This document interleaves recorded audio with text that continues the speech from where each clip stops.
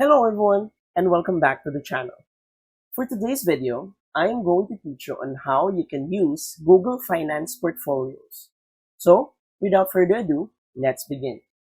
First, open your web browser and go to google.com/finance and log in to your Google account.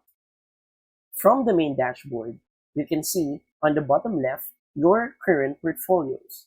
And to add a new one, simply select on Add New Portfolio. The first thing that we need to do is to type in our portfolio name. After choosing a name, click on Save.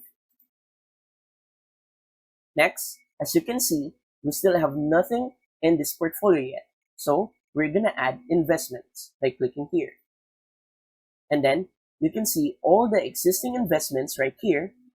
Simply choose one and then input a quantity, purchase date, which is today, or you can choose past dates and then pick a purchase price. After that, you can save or you can save and add another. And wait for a few seconds, and now your investment shows in Google Finance. And that's it.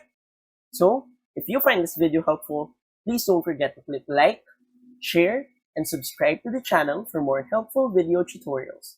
See you in the next video. Bye!